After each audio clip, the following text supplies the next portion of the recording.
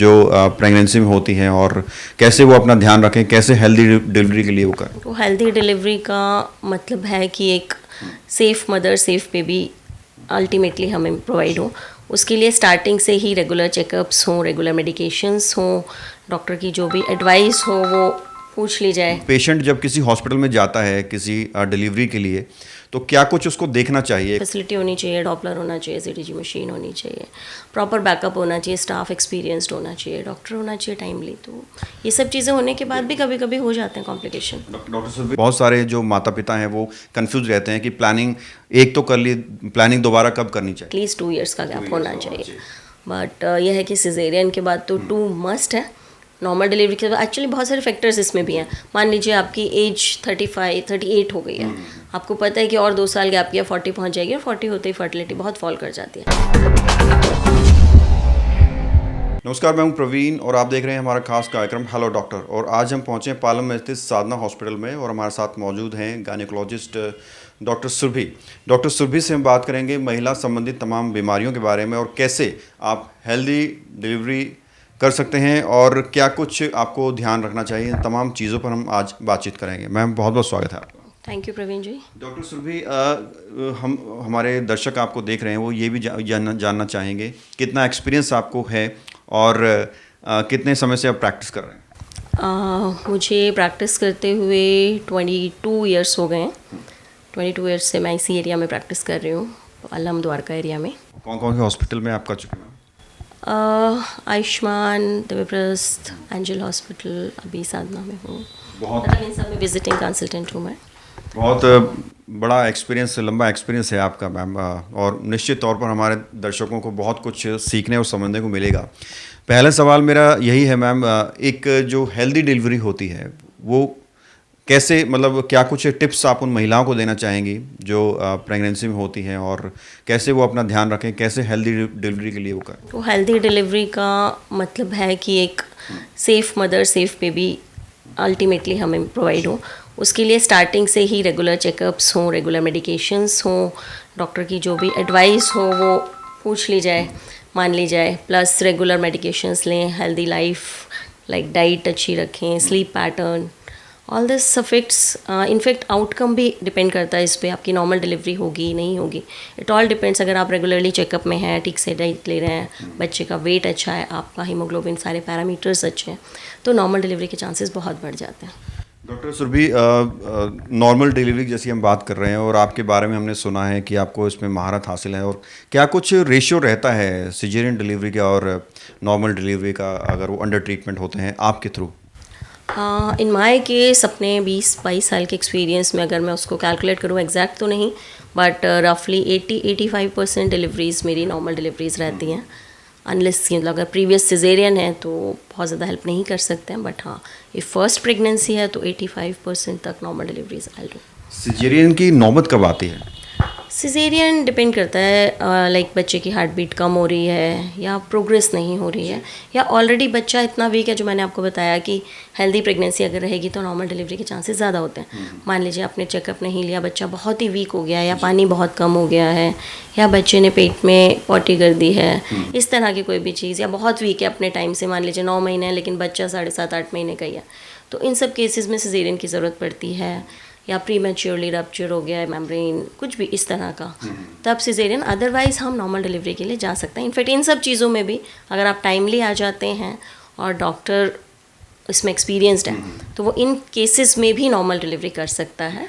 All depends patient. और doctor Surabhi, आजकल हमारा खान पान ऐसा चल रहा है और इतनी भागदौड़ भरी ज़िंदगी है, बहुत सारी महिलाएं जो है माँ बनने के सपने देखती हैं लेकिन बहुत ज़्यादा डिले होता है, वो बन नहीं पाती, चाहे वो पीरियड्स के इशू हो या पीसीओडी की प्रॉब्लम हो। तो उनको आप क्या संदेश, क्या मैसेज देना चाहेंगे, कैसे वो इम्प्रूव करें कि उनका सपना पूरा हो सके? एक्चुअली इनफर्टिलिटी का प्रॉब्लम जो बोल रहे हैं, दैट्स कॉल्ड इनफर्टिलिटी। इनफर्टिलिटी का प्रॉब्लम अभी इंक्रीज़ हो गया है।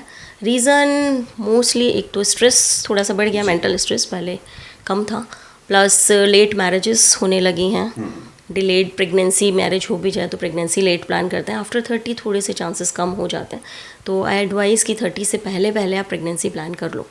और उसके बाद रूटीन एक प्री कंसेप्शनल काउंसलिंग भी ले लेनी चाहिए डॉक्टर से, जिससे कोई डिफेक्ट्स ना आए उसमें। जैसे फॉलिक एसिड लेना होता है 3 मंथ्स, ये सब नहीं पता होता लोगों को, कुछ इन्वेस्टिगेशंस होते हैं। अगर प्रेगनेंसी से पहले कर लें तो इट्स गुड फॉर। और सबसे इंपॉर्टेंट तो 30 से पहले आप प्रेगनेंसी प्लान कर लो। साधना हॉस्पिटल पालम में स्थित, जहां उपलब्ध है 24 घंटे आपातकालीन सेवाएं, आईसीयू, ऑपरेशन थिएटर, खून व पेशाब जांच की सुविधा, अल्ट्रासाउंड और एक्सरे। डॉक्टर अशोक गौड़ द्वारा संचालित 50 बेड्स का मल्टी स्पेशलिटी हॉस्पिटल, जहां उपलब्ध हैं चाइल्ड केयर और प्रसूति व स्त्री रोग विशेषज्ञ।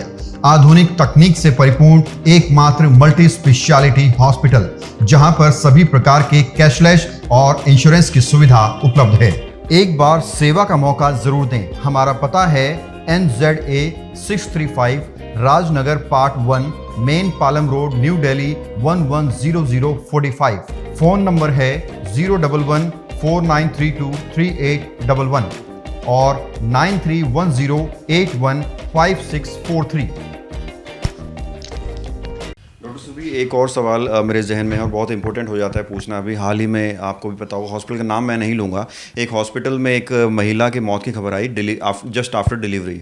और जो उसके परिवार वाले थे उन्होंने कहा कि यहाँ बहुत लापरवाही हुई है, महिला को ब्लीडिंग होती रही लेकिन डॉक्टर अवेलेबल नहीं था, ब्लड बैंक नहीं था, काफ़ी सारी जो है अनियमितताएँ हुई हैं।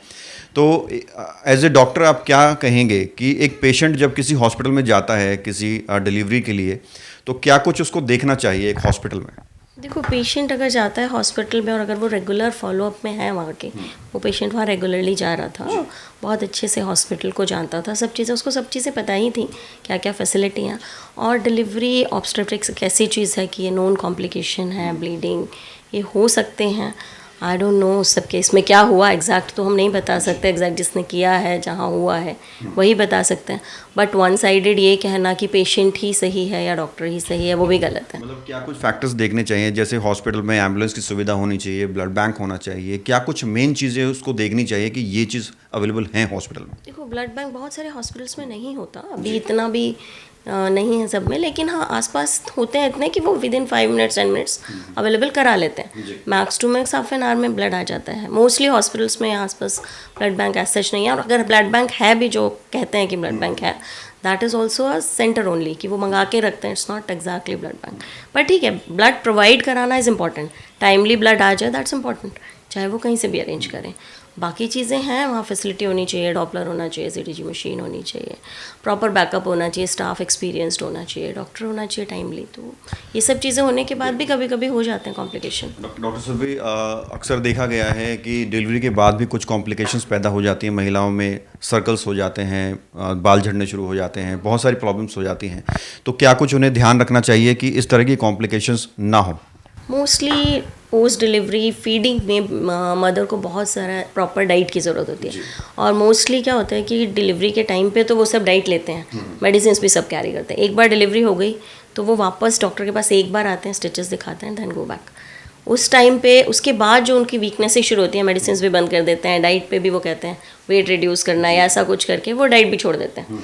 तो उस सब की वजह से डाइटरी डेफिशिएंसी से आती हैं सब चीज़ें। जो लोग प्रॉपरली लेते हैं डॉक्टर के गाइडेंस में, उनको ये प्रॉब्लम्स नहीं आती, ना हेयर फॉल होगा, ना बैक एक होगा, ना बाद में कोई और प्रॉब्लम्स आएंगी। So proper follow up till 1.5 months at least, otherwise 3 months तक लेना चाहिए। और एक चीज़ और जो हमें महिलाएं देख रही हैं वो समझना भी चाहती होंगी, कितना गैप होना चाहिए डिलीवरीज में? क्योंकि बहुत सारे जो माता पिता हैं वो कंफ्यूज रहते हैं कि प्लानिंग एक तो कर ली, प्लानिंग दोबारा कब करनी चाहिए? ये तो डिक्टम है बहुत पुराना कि 2 डिलीवरीज के बीच में एटलीस्ट 2 years का गैप होना चाहिए।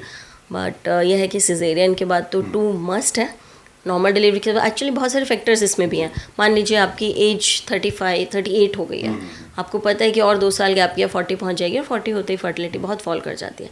इन दैट केस अगर नॉर्मल डिलीवरी हो गई तो हम 6 months 8 months के बाद भी प्रेगनेंसी प्लान कर सकते हैं। सिजेरियन है तो डेफिनेटली 2 साल का गैप।